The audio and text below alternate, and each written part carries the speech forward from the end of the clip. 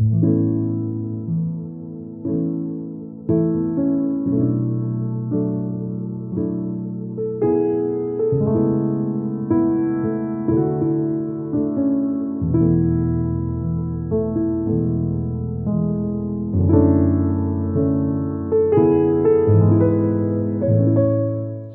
me gustaría a mí comenzar una nueva serie de mensajes.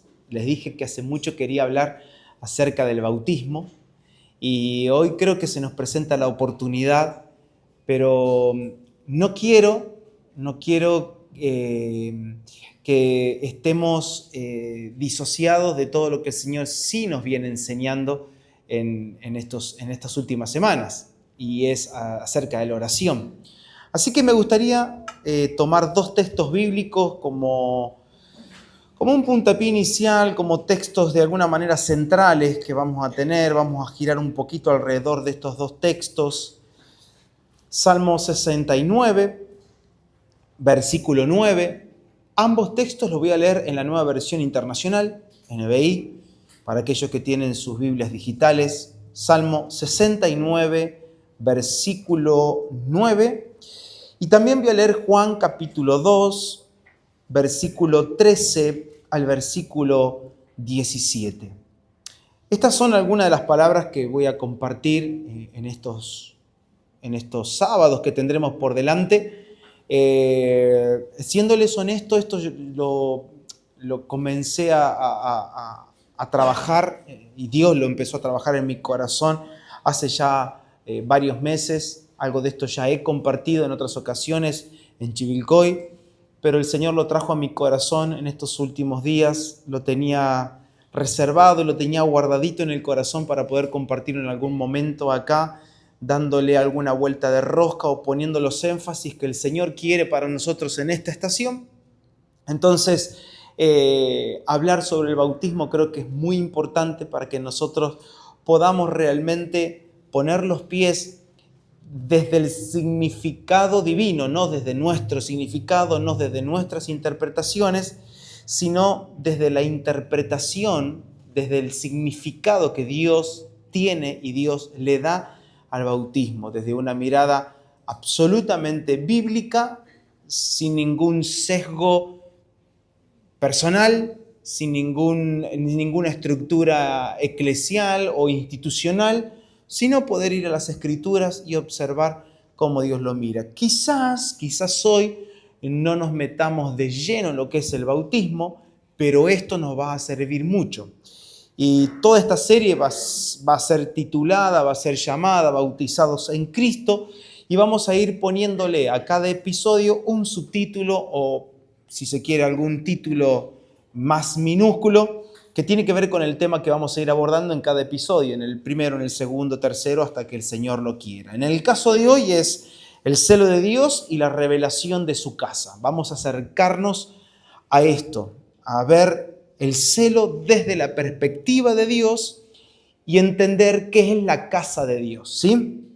Vamos entonces, primera cita bíblica, Salmo 69, versículo 9. Dice David: el celo por tu casa me consume, sobre mí han recaído las burlas de los que te insultan. Juan capítulo 2, verso 13 al verso 17, dice de esta manera: estaba cerca la Pascua de los judíos y subió Jesús a Jerusalén y halló en el templo a los que vendían bueyes, ovejas y palomas, y a los cambistas allí sentados. Y haciendo un azote de cuerdas, echó fuera del templo a todos, y las ovejas y los bueyes, y esparció las monedas de los cambistas, y volcó las mesas. Y dijo a los que vendían palomas: quitad de aquí esto, y no hagáis de la casa de mi padre casa de mercado. La otra versión dice cueva de ladrones. Entonces se acordaron sus discípulos que está escrito: el celo de tu casa me consume. Padre, una vez más te rogamos en esta noche que en este ámbito, en el uso de palabras, en el uso de expresiones, estés presente, siendo tú la inspiración y siendo tú el pedagogo por excelencia de cada corazón. En ninguna de las palabras que vamos a tener vamos a encontrar la vida, sino que la vida vendrá como fruto de la enseñanza que tu propio Espíritu traiga en el interior de cada uno de mis hermanos.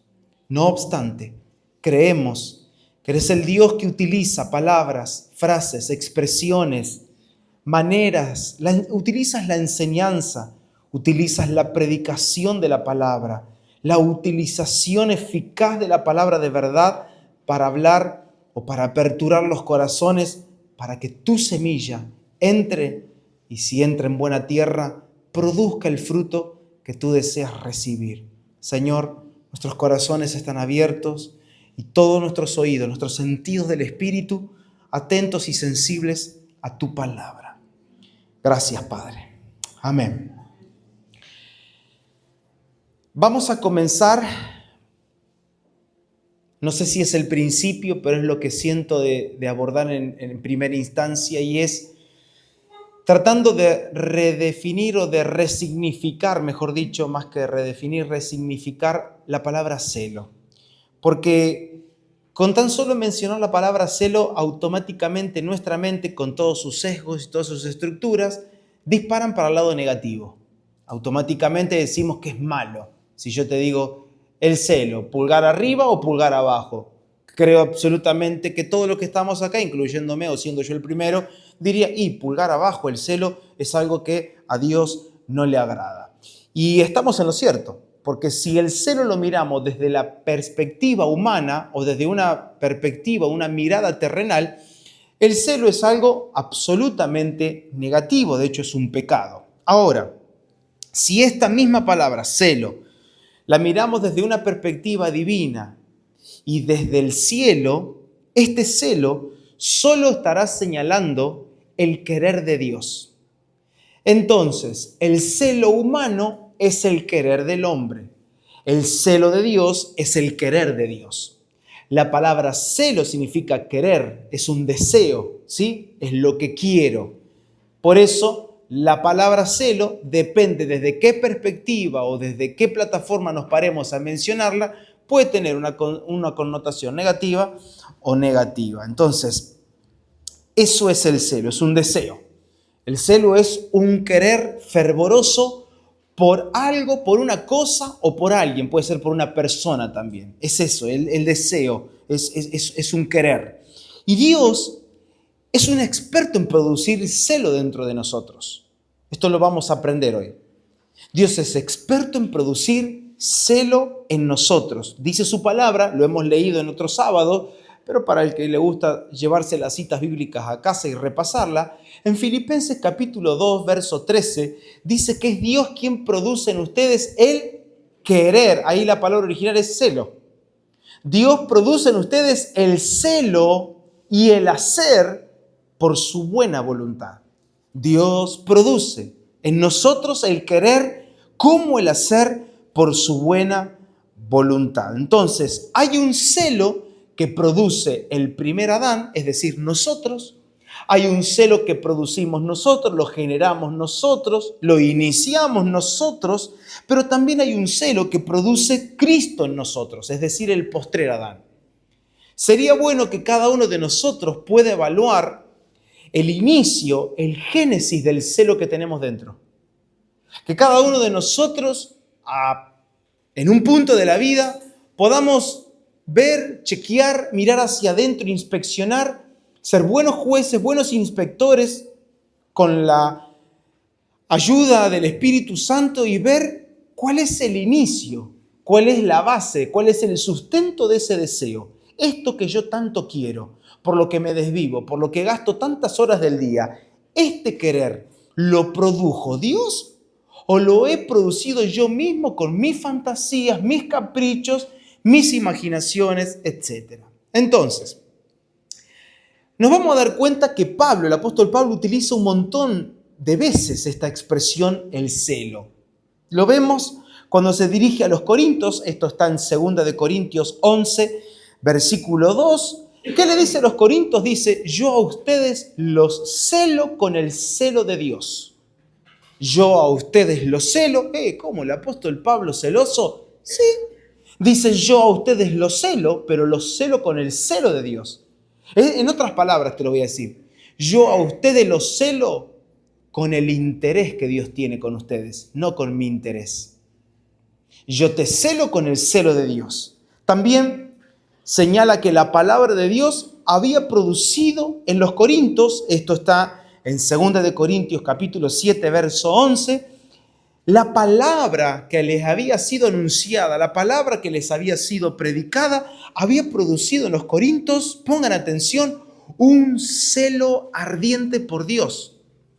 Acá en segunda instancia, ¿qué vemos? Que en los corintios había algo que ardía, y lo que ardía era un querer. ¿Qué ardía? En el corazón de los corintios ardía el interés de Dios. No un interés personal, sino el de Dios.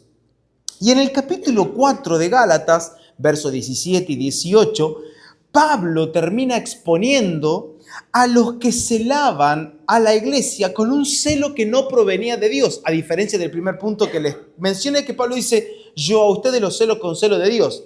Sin embargo, a los hermanos que viven en Galacia, Pablo les deja ver, hey, ojo, porque esos superapóstoles que andan por ahí, a ustedes los están celando, pero ese celo que ellos tienen no proviene de Dios. Dice que estaba produciendo en la iglesia un encantamiento, Pablo le llama hechicería, que poco a poco los iba a ir apartando de aquellos que sí los celaban desde el celo de Dios. Fíjense cómo el celo del hombre terminaba seduciendo a los gálatas para que se aparten de las personas que los celaban con el celo de Dios. ¿Por qué? Porque es más atractivo que alguien te abra la puerta para que ingreses a tus propios intereses o ingreses a los intereses del hombre que ingresar a los intereses de Dios. Que si spoileamos un poquito lo del sábado que viene, siempre el interés de Dios producirá mi desaparición. Nuestra desaparición. Lo dejamos ahí.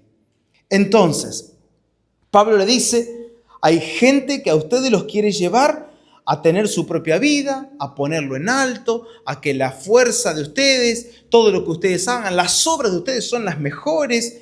Bueno, entonces la diferencia es que uno te va a amar desde el propósito de Dios y otro te va a amar desde la carne. Y esto lo hemos aprendido en muchas ocasiones. Quiero que hagas una mirada a tu alrededor y puedas observar la gente que te está amando. Hay gente que te ama en mayúscula y hay gente que te ama así, entre comillas, en minúscula. Hay gente que te ama realmente y hay gente que te ama. El que te ama realmente con el celo de Dios, lo único que tiene es que cuando te mira y te ve el propósito de Dios y cómo Dios está trabajando en tu vida. Por lo tanto, esa persona nunca se va a volver un estorbo para el trato de Dios en tu vida. Pero el que te ama en la carne, es decir, un amor terrenal, un celo humano, inmediatamente va a tratar de protegerte de las aflicciones. No, bueno, pobrecito, va a morar. Esto va a desaparecer ya mismo si tenemos fe. ¿Sorry? ¿Qué es eso? ¿Cómo que va a desaparecer? Si Dios envió la aflicción, como compartíamos hoy en la apertura.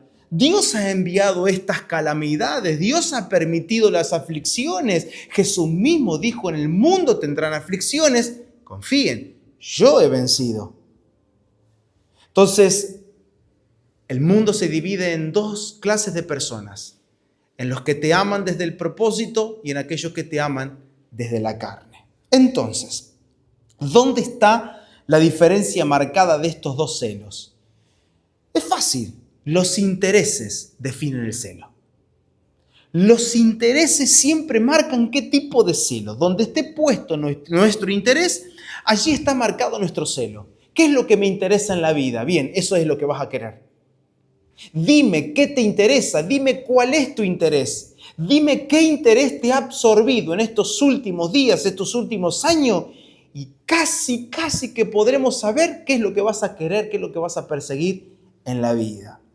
Entonces, cuando el querer de Dios crece en nosotros, la iglesia, este celo produce en nosotros un hacer que cada día va a romper nuestros intereses personales, haciendo que el único interés en nosotros sea el interés de Dios.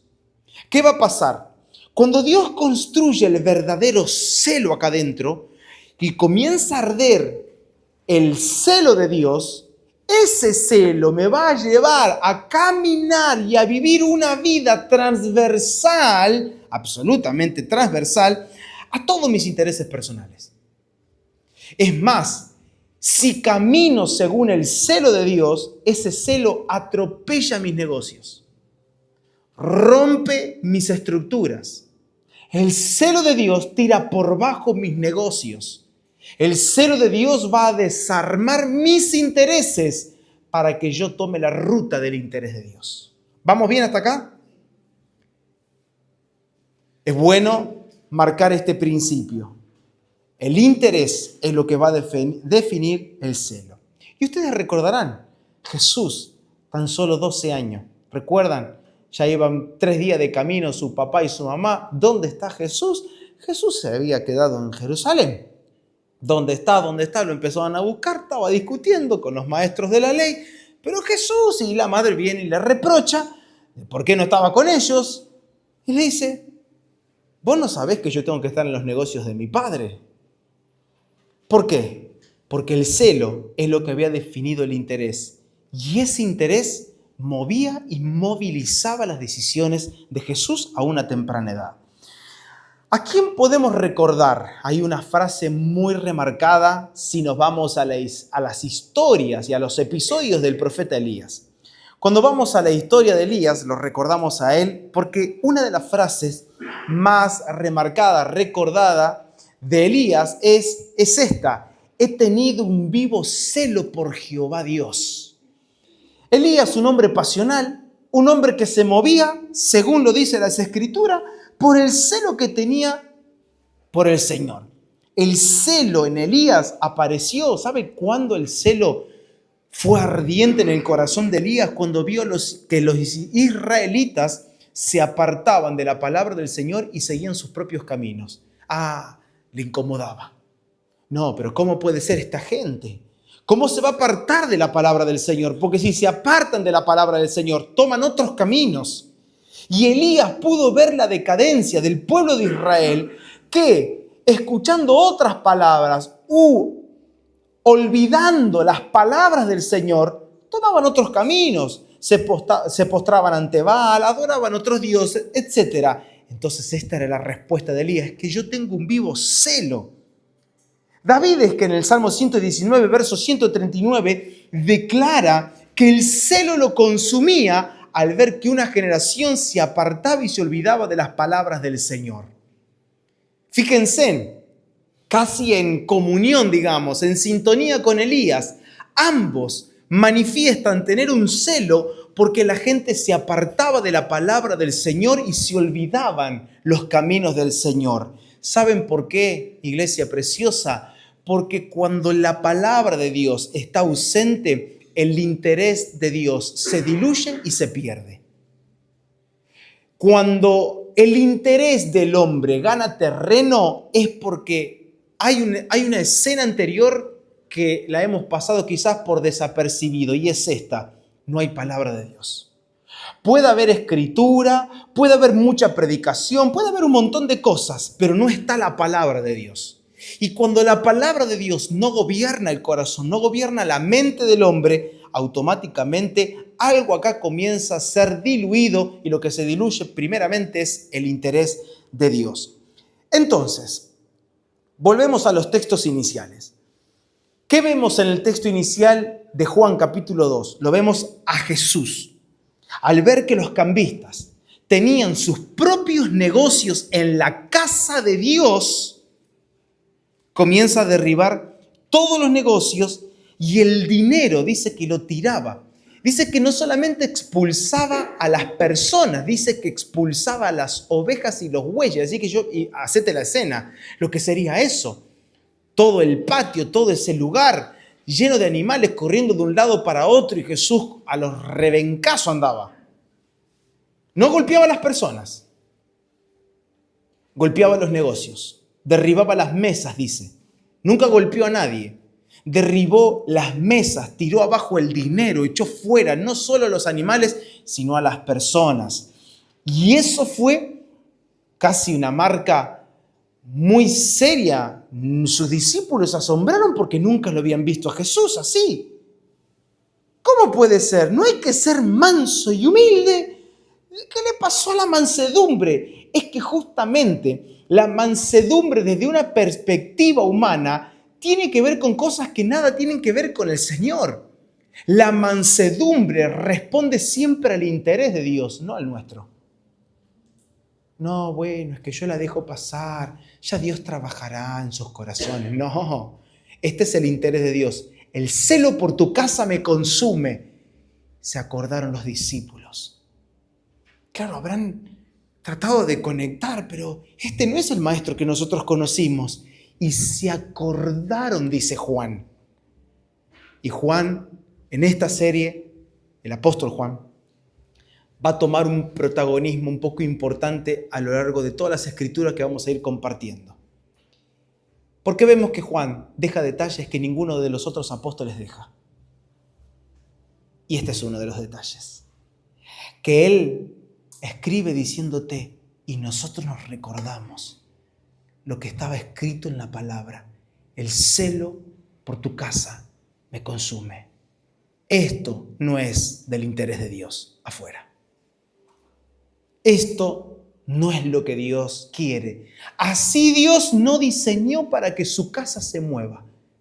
Esto no está diseñado para la casa de Dios. Y como lo expresa otro evangelio, dice, han hecho de mi casa, la cual es una casa de oración, ustedes la convirtieron en una cueva de ladrones. Mi casa, que es una casa donde está la palabra. Mi casa, que es una casa donde está el respirar de la eternidad, que es la oración, como lo venimos aprendiendo. Mi casa, que es donde la vida de Dios gobierna, ustedes la convirtieron en una cueva de ladrones. Dice Lucas, lo dijo de esta manera. Mi casa es casa de oración, mas vosotros la habéis hecho cueva de ladrones. Ahora, vamos a la expresión cueva de ladrones, porque vemos esta expresión y automáticamente nos remontamos a gente que por ahí estaba robando, ¿sí? Lo primero que, al menos yo, me remonto, la primera imagen que se me aparece es esa. Pero no se refiere a personas que estuvieran robando activamente dentro del templo, sino a una actitud hipócrita. Jesús, con la expresión cueva de ladrones, lo que está reclamando, lo que está diciendo o lo que está denunciando es la hipocresía religiosa con la que ellos vivían y caminaban dentro del templo. Es decir, tenían la casa de Dios, pero la manera de conducirse era personal. Yo hago lo que quiero en la casa de Dios. No me importa lo que Dios piensa de la casa, a mí me parece que esto está bien y punto. Desde mi perspectiva, diría alguno, ¿no? Esto desde mi interpretación, a Dios le encantará. Y Pablo le escribió a Timoteo, Timoteo, ojo, ten cuidado cómo te conduces en la casa de Dios. Esta no es tu casa. No vas a hacer lo que a ti te gusta. No puedes llevar adelante tus intereses, no puedes llevar adelante tu teología, tus interpretaciones, tu celo. No, Timoteo. Ten cuidado cómo te conduces en la casa de Dios, que es columna y baluarte de la verdad. Entonces, dentro de esta actitud hipócrita que tenían todas estas personas, usaron la casa de Dios, número uno, como un escondite. El pueblo utilizaba el templo como una especie de resguardo, de talismán, para protegerse del juicio divino, mientras en su vida diaria de lunes a sábado, los tipos vivían según su propia vida. Yo vivo como quiero, pero cuando voy al templo, ¡ay, ahí soy santo! Acá me resguardo. Este es mi escondite.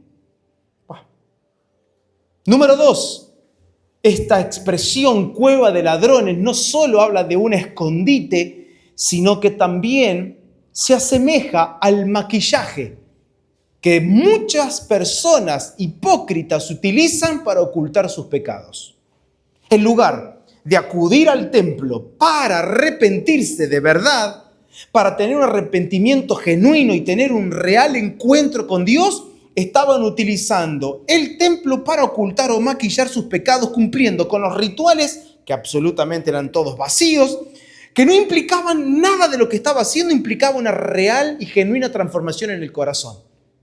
Entonces, con todas las actividades que ellos llevaban adelante en el templo, ellos creían que ya con eso eran sábado. No importa cuál es la vida que yo tengo el lunes, el miércoles, el jueves, el viernes, no importa, yo hago lo que quiero. Total, voy al templo, presentamos el sacrificio, hacemos lo que más o menos está bien y ahí estamos. Le metemos por adelante, Dios conoce el corazón. Y aquí hay una advertencia para nosotros. Porque este mismo peligro existe hoy en día cuando las personas asisten a los distintos auditorios parecidos a estos cada domingo o cada sábado o cada jueves. ¿Y qué buscan? Las personas solo están buscando un alivio emocional. Entran a las iglesias evangélicas o a cualquier otro auditorio, pero entran para buscar un alivio emocional o, si se quiere, un alivio religioso. Sí, acá en la casa cumplí. ¿Escucharon esa frase? Ya está, cumplí. Lo importante es ir. Lo importante es no dejar de congregar. Espero que no sea tu escondite. Para calmar tus emociones o calmar ese religioso vivo y fortachón que tenés adentro, para mantenerlo vivo, hay que ir el domingo al culto, hay que ir el sábado. Porque hay que congregar, pastor. Yo soy de los que congregan siempre. No falto nunca, pastor.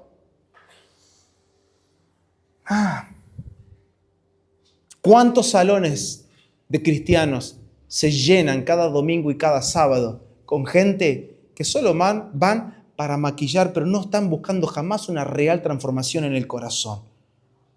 Mis amados hermanos, una cueva de ladrones siempre se construye con el celo del primer Adán, es decir, con el celo del hombre. Así se construye una cueva de ladrones. Y esto nos incluye y que el Espíritu Santo pueda redarguirnos, que el Espíritu Santo pueda exhortar cada corazón, consolar, pero también alertarnos de que tengamos cuidado, de que no utilicemos todas las cosas que el Señor está poniendo frente a nosotros como iglesia y utilizarlas como un maquillaje, utilizarlas como algo que, bueno, pasamos el tiempo, más o menos la vamos llevando, la piloteamos, estamos bien. Y es así que se construye la cueva de ladrones, donde adelante llevo mi vida con mis propios intereses, mis propios apetitos, donde busco siempre mis beneficios personales, si me conviene o no me conviene, bueno, vamos a ver si me quedan los tiempos. Así vive la gente. Los intereses, hay muchos en el corazón, pero nunca son los intereses de Dios. Las cuevas de ladrones siguen existiendo hoy en día a través de personas que, utilizando los ámbitos eclesiásticos, aún siguen aferrados a las estructuras, a las tradiciones, a las costumbres y a los hábitos que solo producen ganancias y beneficios personales. A mí así me gusta. Sin importar si sus acciones o su vida entera contrista o no al Espíritu Santo. Nuestra pregunta para nosotros es esta: ¿qué tipo de vida llevamos? Y hay dos tipos de vida que podemos llevar, no hay un tercer tipo de vida. Dos tipos, dos clases de vida nosotros llevamos adelante. Una vida que ofende al Espíritu de Cristo que mora en nuestros corazones, o una vida que le honra y le da placer a Él. Yo no sé qué vida es la tuya. Si llevamos adelante la vida que le ofende y le contrista, o llevamos adelante una vida que realmente le honra al Espíritu Santo. Recordando que somos templo, habitación del Espíritu de Dios. Preguntas, que nos hacen bien? ¿Qué celo nos gobierna? ¿Realmente nosotros celamos la casa de Dios? Preguntas que nos vamos a hacer para darle un sentido a todo lo que el Espíritu Santo va a construir en los próximos sábados. ¿Qué es la casa de Dios? ¿Qué está dentro de nuestra mente cuando pensamos en la casa de Dios? ¿Creemos que es este lugar la casa de Dios? ¿Creemos que la casa de Dios tiene que ver con una estructura, con algún ladrillo, con alguna columna que yo pueda palpar, tocar? ¿Creemos que ir a la casa de Dios es algo físico que hago? ¿O tendrá esto algún significado o alguna perspectiva más divina, más celestial y espiritual? Y con la ayuda del Espíritu Santo vamos a responder estas preguntas. La va a responder en el corazón de cada uno de ustedes. Y ruego a Dios que el Espíritu Santo ponga en mi boca las palabras, las expresiones necesarias para que algo en tu corazón pueda iniciar y sea Él quien te enseñe en los próximos días. Amén. Vamos a leer entonces. Ezequiel capítulo 40, versículo 2. Tengo varios textos para leer en esta noche, así que si tenés un compañero ahí de banco, tenés Biblia de papel, esta es la ventaja de la Biblia de papel, que vas marcando señalador. ¿Tienen señaladores? Pidan prestados señaladores. Ezequiel 40, verso 2 al 4. Quizás el que está al lado los va anotando, el otro los va buscando. Ezequiel 40, verso 2 al 4. También vamos a leer 3 capítulos más adelante, Ezequiel 43, verso 10 al 12. Luego nos vamos a ir al Evangelio de Juan, capítulo 1, verso 1 al 4. Y luego Juan, capítulo 1, verso 14. Repito las 4 citas que vamos a leer prácticamente al hilo, una detrás de otra. Ezequiel 40, versículo 2, 3 y 4. Vamos a saltear al capítulo 43 de Ezequiel, verso 10 al 12. Luego nos vamos a ir a Juan capítulo 1, verso 1 al 4. Y luego Juan 1:14, que está en la misma página. ¿Sí? ¿Están listos para acompañarme en la lectura? ¿Sí? ¿Muchachos? Están apistolados, ¿no? Muy bien, así me gusta. Vamos entonces, otra de las palabras, no se rían de mí. Ezequiel 40, ¿sí? En visiones de Dios me llevó a la tierra de Israel y me puso sobre un monte muy alto, sobre el cual había un edificio. Otra versión dice, había una casa, parecido a una gran ciudad hacia la parte sur. Me llevó allí y aquí un varón cuyo aspecto era como aspecto de bronce, tenía un cordel de lino en su mano y una caña de medir, y él estaba a la puerta. Y me habló aquel varón diciendo, Hijo de hombre, mira con tus ojos y oye con tus oídos y pon tu corazón a todas las cosas que te muestro, porque para que yo te las mostrase has sido traído aquí. Cuenta todo lo que ves a la casa de Israel. Capítulo 43, verso 10 al 12. Tú, hijo de hombre, muestra a la casa de Israel esta casa y avergüéncense de sus pecados y midan el diseño de ella. Y si se avergonzaren de todo lo que han hecho, hazles entender el diseño de la casa, su disposición, sus salidas y sus entradas y todas sus formas y todas sus descripciones y todas sus configuraciones y todas sus leyes y descríbelo delante de sus ojos para que guarden toda su forma y todas sus reglas y las pongan por obra. Esta es la ley de la casa. Sobre la cumbre del monte, el recinto entero, todo en derredor será santísimo. He aquí que esta es la ley de la casa. Juan capítulo 1, verso 1 al 4. En el principio era el Verbo, y el Verbo era con Dios, y el Verbo era Dios. Este era en el principio con Dios. Todas las cosas por Él fueron hechas, y sin Él nada de lo que ha sido fue hecho. En Él estaba la vida, y la vida era la luz de los hombres. Verso 14. Y aquel Verbo fue hecho carne y habitó entre nosotros. Y vimos su gloria, gloria como del unigénito del Padre, lleno de gracia y de verdad. Hasta acá. 4 citas. Las primeras 2, hablando enfáticamente Dios de Israel como casa. La casa de Dios, Israel. Las últimas 2 citas. Juan, hablando del Hijo de Dios. En Él estaba la vida, y la vida era la luz de los hombres, y hemos terminado viendo la gloria de Dios en Él, porque Él estaba lleno de gracia y de verdad.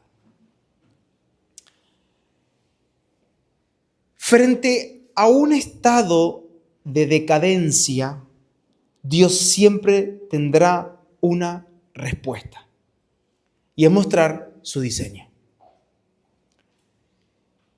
Si hay algo que se sale del camino, si estamos viajando, estamos transitando una ruta y te perdés, ¿qué haces? Volvés al mapa. A ver, ¿dónde doblé? ¿Qué me pasó? Algo hice mal. El destino no va a ser el mismo si tomo una ruta equivocada. Lo veo a Dios de esta manera y con esta carga. Las primeras 2 citas, Ezequiel. Un pueblo que se estaba desviando. Un pueblo que estaba comportándose y llevando adelante una vida con sus propias leyes. Una vida en donde algunas cosas cumplimos con Dios, pero las otras más o menos las llevo a mi manera porque yo siento de hacerlo así. Y poco a poco, el celo del hombre, las intenciones del hombre, los negocios propios del hombre, los intereses personales, hicieron a un Israel una casa deformada.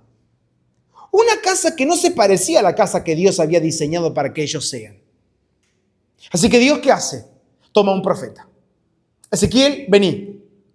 Yo voy a llevarte a un lugar y quiero que mires esto y quiero que me acompañes. Dice que un varón, lo dice con aspecto de bronce tenía.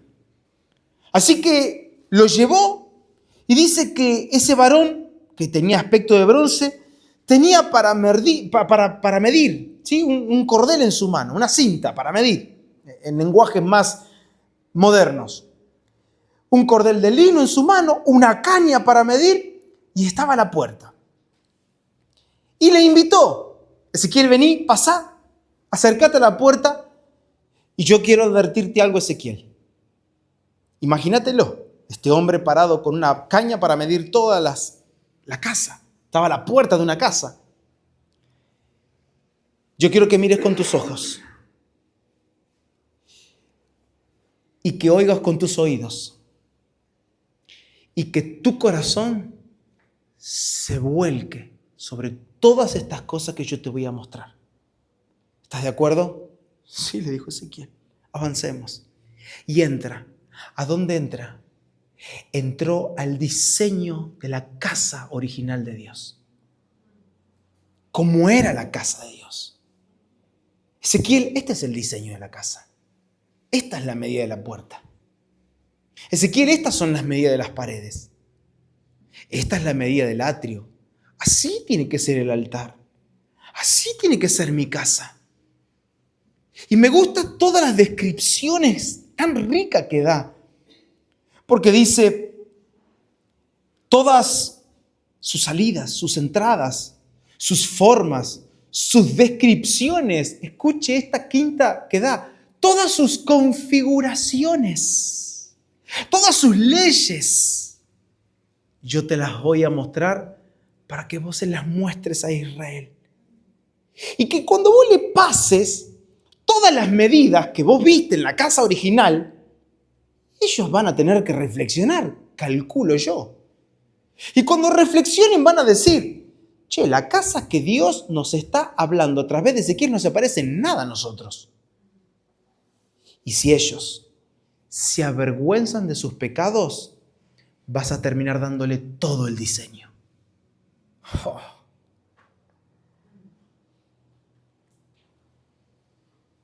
Primer pantallazo. La casa de Dios. Una casa terrenal que no daba y no estaba bajo el estándar de la casa celestial. Había algo en el cielo que era perfecto, divino, exacto en sus medidas, en sus colores, en sus aspectos, en sus configuraciones, en sus leyes, pero no tenía nada que ver con la casa que se veía en la tierra. Y supuestamente la casa que estaba en la tierra, que era Israel, no se parecía en nada a la casa que estaba allá arriba. Lo que se veía en la tierra no era lo que estaba en el cielo. Segunda pantalla, segundo bloque, lo veo en Juan. Acá lo que veo es que sucede casi de la misma manera, pero en otro tiempo. Aproximadamente año 90 después de Cristo. Este evangelio se escribe. Y claramente lo escribe Juan. Es el último en escribir el evangelio del resto de los apóstoles que escribieron. Y por eso nos vamos a dar cuenta que el evangelio de Juan, el cual, repito, va a ser muy protagonista en esta serie, es tan distinto a todos los otros evangelios. Porque el mensaje que Juan va a comunicar carga el mensaje en sí mismo una experiencia de vida que Juan estaba teniendo. ¿Y qué estaba experimentando Juan? La decadencia de la iglesia. Juan era el único apóstol que quedaba vivo. Todos habían fallecido por martirio. Juan había sobrevivido a los intentos suicidas que tuvieron contra él.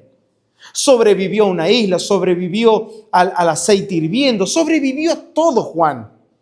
Y queda con el propósito magno de Dios de que Juan pueda ver con sus propios ojos cómo la iglesia estaba decayendo y la verdad se estaba diluyendo y el comportamiento de la iglesia no era el mismo comportamiento de la iglesia primera.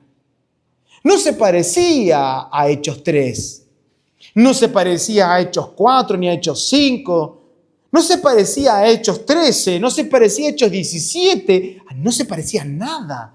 ¿Qué está pasando? Se está perdiendo la gloria del Señor.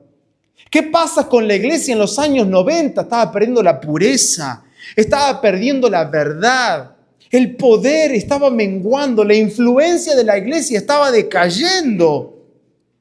El carácter celestial, el carácter divino, el orden de Dios y toda la gloria de los primeros años poco a poco se estaban apagando. Y esto sacude a Juan. Por esto Juan es llamado y llevado a poner la vista en el diseño original. ¿Y quién es el diseño original de la iglesia? Cristo. ¿Me siguen? Así como Ezequiel vio la casa de Israel y vio la casa mayúscula de Dios, y Dios dijo, vení Ezequiel, que voy a mostrarte la casa de Dios, mi casa, para que vean ellos que no se parecen en nada. Así Juan es llamado. Juan, vamos a ver al Hijo. Por eso Juan escribe todos el Evangelio y todas sus cartas desde la perspectiva del Hijo. te das cuenta que Juan va al frente, que predica el Evangelio y lo único que hace es comunicarle a la iglesia quién es el Hijo. De hecho, las cartas que Juan tiene que escribir en tinta, ¿de parte de quién tenían que ir escritas? De Cristo. ¿Quién le escribe a Sardis, a la Odisea? ¿Quién le escribe a Filadelfia? ¿Quién le escribe a todas estas iglesias, las 7 iglesias de Asia Menor? Jesucristo. Él le manda el mensaje. ¿Por qué? Porque no se estaban pareciendo a Él. Porque había un diseño que se estaba perdiendo y Dios dice, yo tengo en tu contra esto. Por lo tanto, de esta manera, Juan comienza a experimentar a Cristo, quien años atrás se había recostado en el pecho de su amado. Pero hoy, Apocalipsis 1, verso 10 al 13, dice Juan de esta manera. Miren, Apocalipsis 1, verso 10 al 13. Yo estaba en el Espíritu en el día del Señor y oí detrás una voz que decía, yo soy el Alfa y el Omega, el primero y el último. Escribe un libro, lo que ves. Van haciendo una comparación con Ezequiel, cuando Dios le dice a Ezequiel, quiero que pongas atención y que escribas y que veas todos estos diseños. Ahora a Juan, Jesús le está pidiendo, quiero que escribas un libro y anotes en este libro todo lo que ves. Y envíalo a las 7 iglesias que están en Asia. Juan, yo quiero que envíes esta carta, este libro, a Éfeso, Esmirna, Pérgamo, Tiatira, Sardis, Filadelfia y la Odisea. Y dice Juan, y me volví para ver la voz que hablaba conmigo. Y vuelto, cuando me doy vuelta, yo veo 7 candeleros de oro. Y en medio de los 7 candeleros, a uno semejante al Hijo del Hombre. ¡Wow! Mi espíritu se estremece al leer estas líneas de Juan. Y no es emoción. Si tan solo nos ubicamos en el contexto de alguien que se había recostado en el pecho de su amado, que había caminado, comió con él. Noches largas, vigilias largas con él. Errores en presencia de él, virtudes en presencia de él. Milagros, sanidades, resurrecciones, multiplicaciones. Esa voz le era familiar a Juan. Y cuando me doy vuelta, lo que veo son 7 candeleros. Pero en medio de estos 7 candeleros, a uno que se parecía, que tenía la semejanza de aquel que yo conocí. ¿Sabe qué significa? Él vio a Cristo Jesús caminando en medio de su iglesia. ¿Saben por qué? Porque Él aún camina en medio de su iglesia. ¿Y saben qué? Él nos está inspeccionando. Él evalúa nuestros corazones. Él pone en balanza nuestros intereses. Él pone en balanza nuestro celo. ¿Por qué venimos? ¿Por qué estamos reunidos? ¿Qué hay en el corazón de la familia? Y voy a mencionar la mía nada más para... ¿Qué hay en el corazón de Julián y de Victoria? ¿Cuál es la razón, el interés, el motivo por el cual están acá?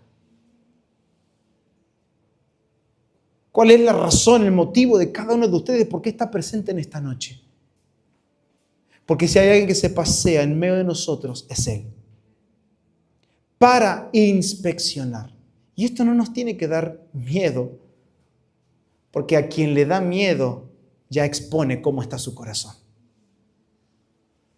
Qué placer es tenerlo a Él en medio de nosotros. Qué placer es que Él cuide de la iglesia en Bragado. Qué seguridad, qué confianza nos da que Él se esté paseando en medio de nosotros diciendo: yo estoy inspeccionando la familia Río Carmona, yo inspecciono la familia Sola, yo estoy ahí mirando la familia Torres, la SUC. Yo estoy observando y yo estoy mirando los corazones, voy discerniendo, estoy comprobando los espíritus y reconociendo de entre todos quiénes son piedras labradas por mí, con la cual yo me estoy edificando una casa espiritual en Bragado. Juan en Apocalipsis es llevado a dar un mensaje a una iglesia global. Si encerramos los 7 mensajes en un solo mensaje, vamos a decirlo de esta manera: a una iglesia que había dejado el primer amor, Éfeso. A una iglesia que había caído y abandonaron las primeras obras. A una iglesia que estaba reteniendo doctrinas falsas que hacían tropezar a los creyentes, denunciada como la doctrina de Balaam. Algo tan mencionado en nuestros días, cuando utilizamos el evangelio con fines financieros, cuando utilizamos el evangelio por otro celo, que es el celo personal, para que yo pueda hacer dinero con esto, para que yo pueda hacer dinero con esto, para que yo pueda hacer dinero con todo esto.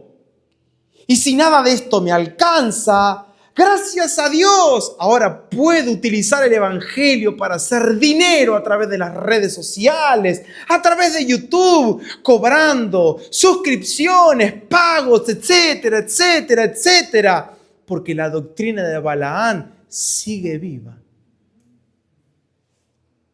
Y Dios le escribe a esta iglesia que toleraban estas doctrinas, que toleraba a la profetisa Jezabel, que hoy en día representa a aquellas personas que terminan seduciendo a otras personas para terminar creando ídolos falsos en el corazón. Jezabel está viva hoy en día. ¿A través de qué?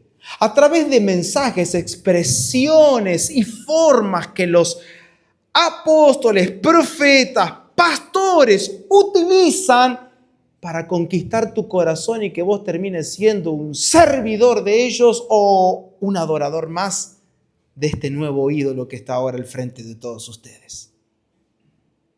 Algunos guardan el deseo de ser adorado. Lo disfrazan con otras palabras, por supuesto. No me honran como me deberían honrar. Mientras que honren a Cristo, suficiente. Ahora, si en ti no hay una medida de Cristo, no hay honra.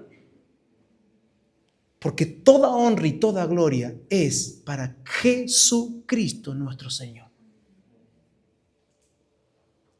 Le escribe a una iglesia que estaba perdiendo firmeza y que sus obras no estaban siendo halladas perfectas. Y a mí me gusta mucho esta expresión, es que tu obra no es hallada perfecta, no significa, bueno, pero tan mal del todo no está, pero no es perfecta. ¿Qué le dijo Dios a Abraham? Anda delante de mí y sé perfecto. Bueno, pero vamos camino a la perfección. Sí, yo quiero que tus obras sean perfectas. ¿Y por qué las obras no eran perfectas? Porque se habían olvidado de todo lo que habían recibido y oído de parte del Señor. Le escribe a una iglesia que vivían en tibieza. Le escribe a una iglesia que se creían caminar en excelencia y en rectitud. Se creían la iglesia que caminaban en la verdad. Nosotros tenemos la posta del evangelio en el siglo XXI. Y Dios les dice: mis preciosos hermanos, ustedes son el vómito de mi boca.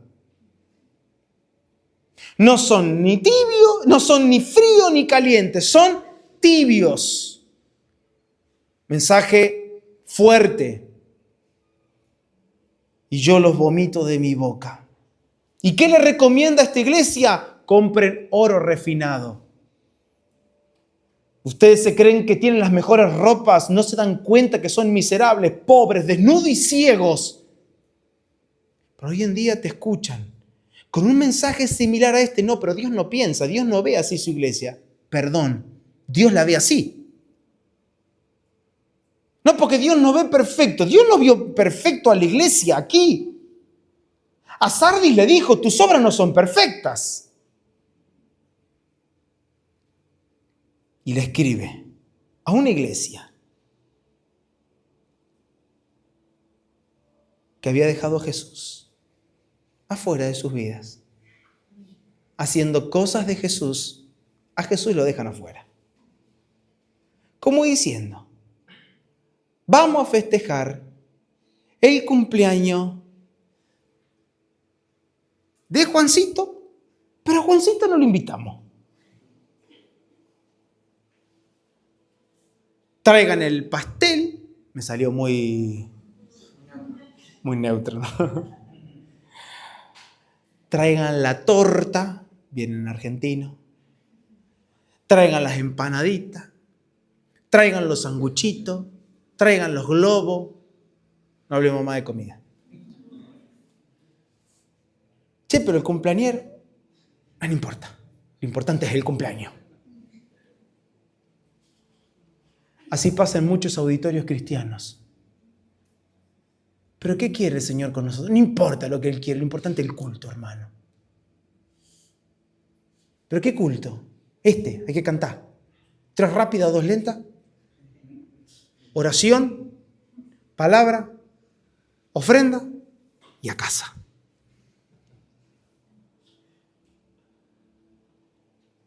Mi abuelo siempre recordaba a un viejo colega suyo que decía, vamos al templito, hacemos una oracioncita, escuchamos la palabrita y nos vamos a casita. Típico. Qué tristeza. Y cuando nuestro corazón llore por estas cosas, le conoceremos. Pero mientras sigamos una vida que ignore las realidades que hoy la iglesia vive a nivel mundial, si seguimos ignorando aún nuestros propios comportamientos y nos seguimos comportando como aquellos que utilizaban el templo para esconderse y para maquillar sus vidas, entonces no conoceremos jamás al Señor, aunque hagamos 700 cursos, capacitaciones, estudios bíblicos y estudiemos con el superapóstol más extraordinario de toda la galaxia. Conocer al Señor es una vida del Espíritu, no es algo cognitivo. Y lo hablamos el jueves. Cuando la naturaleza celestial y el orden divino se estaba rompiendo y perdiendo, Dios viene a través de Juan a exponer ¿a quién? A Jesús. Varios años atrás, expone Dios su casa, la cual también es Cristo. La casa de Dios, un tipo, una sombra de Cristo. Por tanto, debemos llegar al punto de vista del Espíritu Santo y no al nuestro. Debemos llegar al punto de vista que el Espíritu Santo tiene del Evangelio y de los escritos de Juan y de tantos otros escritos. Y solo ver que cuando todo el pensamiento original de Dios se estaba perdiendo y toda la gloria divina, la gloria celestial se estaba retirando, es decir, la expresión del Hijo estaba desapareciendo de la tierra, la manera que Dios elige para detener esta enfermedad que era como una gangrena y para recuperar esta gloria del Hijo en la tierra, Dios ¿qué hace? Exhibe a su Hijo. Y yo quiero que nos hagamos una pregunta. ¿Qué expresiones del Hijo de Dios estás viendo cuando salís a la calle embragado? Pues esa es la realidad de la iglesia en Bragado. ¿Cuánto Cristo vemos en la calle? ¿Cuánto Cristo vemos en los colegios? ¿Cuánto Cristo vemos en los almacenes? ¿Cuánto Cristo vemos en los negocios, en el centro, en el campo? ¿Cuánto Cristo? ¿Cuánto Cristo ven las personas que entran, a los que tienen negocios aquí? ¿Cuánto Cristo pueden ver? ¿Cuánto de la gloria del Hijo de Dios se ve en mi hablar, en mis decisiones, en mi caminar, en mi mirada, en mis abrazos, en mi manera de comprender una situación, en mi manera de tolerar y en mi manera de reprender? ¿Cuánto Cristo es visto en nosotros? Y para que la expresión del Hijo se recupere, Dios no trae un nuevo curso. Dios no va a traer una nueva doctrina. Para recuperar la expresión del Hijo en nuestros días, Dios no va a traer un tiempo nuevo, no. Tampoco va a traer un nuevo sistema. ¿Qué hace Dios? Te expone a su Hijo. Porque puedo aprender nuevas doctrinas, porque puedo creer y declarar a todo griterío que es un tiempo nuevo y cantar que el tiempo de Dios ha llegado y que la casa de Dios está llena de la gloria de Dios. Y es por eso que hace muchos meses el Espíritu Santo enfáticamente a nosotros como comunidad nos dijo: paren. Porque muchas de las cosas que estábamos haciendo, no sé si en todo teníamos la comprensión y aún así la medida de vida de lo que quizás estábamos haciendo. Hablábamos, cantábamos cosas que no vivíamos. Eso es convertirse en una cueva de ladrones. Cuando utilizo cosas para esconderme detrás de eso, pero mi vida no es así. Cuando canto lo que no vivo, cuando predico lo que no vivo, pero utilizamos un montón de cosas, actividades que hacemos dentro de estos salones como una tapadera. Me escondo ahí. Pero si yo me escondo ahí, parezco un cristiano. Si yo estoy escondido detrás de esta canción y levanto la mano y cierro los ojos y digo: tuyo soy, Señor, tuyo soy, y te doy gloria, y el cielo se abre. Y la verdad que vos, lunes, a mí no me das gloria. Y la verdad que tu vida no me glorifica en nada, tus decisiones. La mentira reina en el corazón, la envidia sigue en alza, la ira está ahí a la orden del día, la lujuria te gobierna por completo, mente y corazón y todos tus miembros. No me da gloria. Es por eso que necesitamos sincerarnos delante del Señor y dejar que el Espíritu Santo nos lleve a las experiencias de sus juicios acá en el corazón. No para tenerle miedo, sino para volver al temor reverente que tenemos que tener del Señor.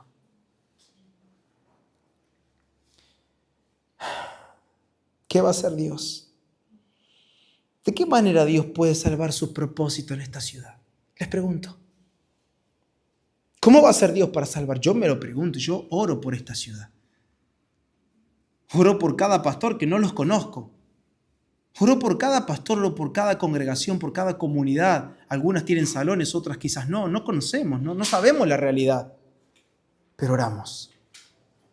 Y la pregunta que yo quiero compartirte es esta pregunta.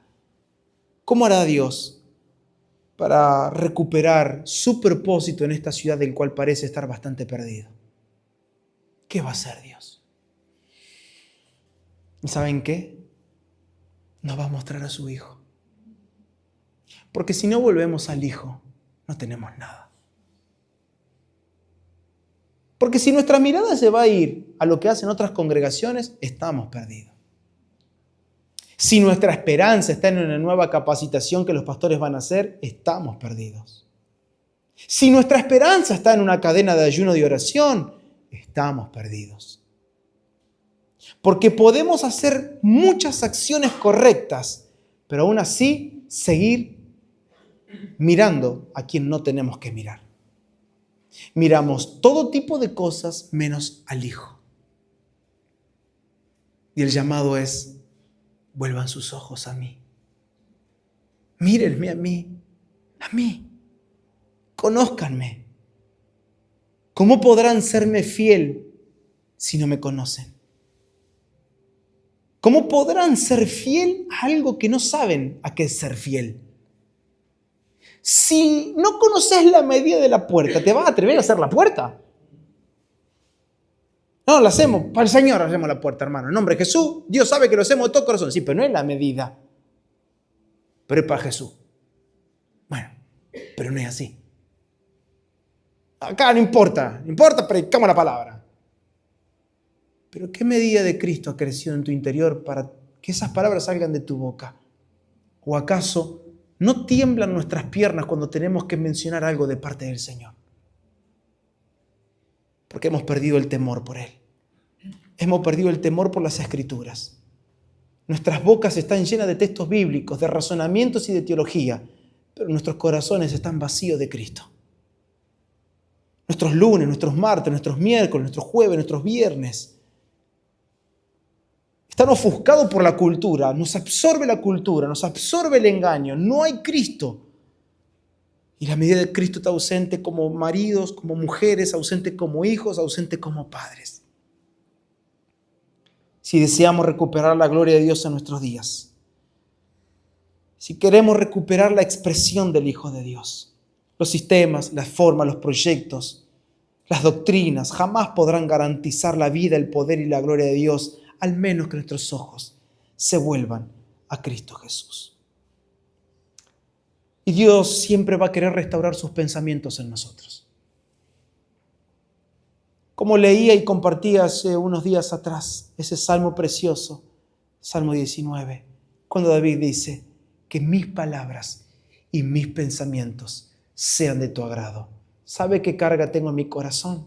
Esta, que vuelva en nosotros el pensamiento divino.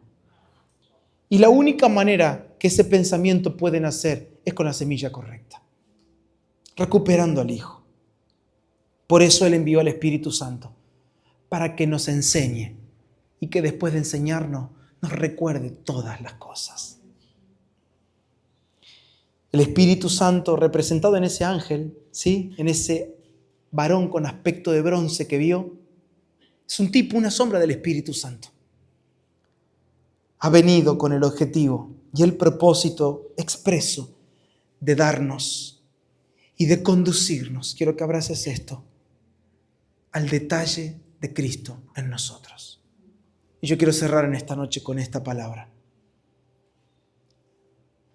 Yo quiero el detalle de Cristo acá adentro, en mi corazón. Yo no quiero una vaga novedad de Cristo en mi vida.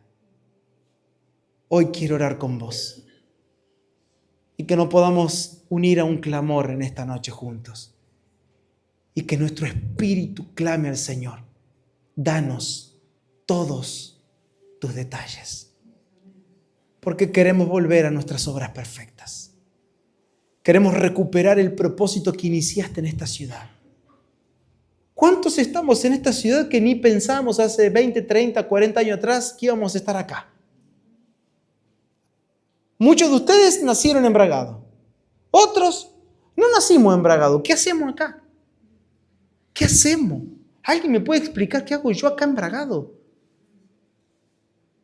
¿Qué hace Diego? ¿Qué hace?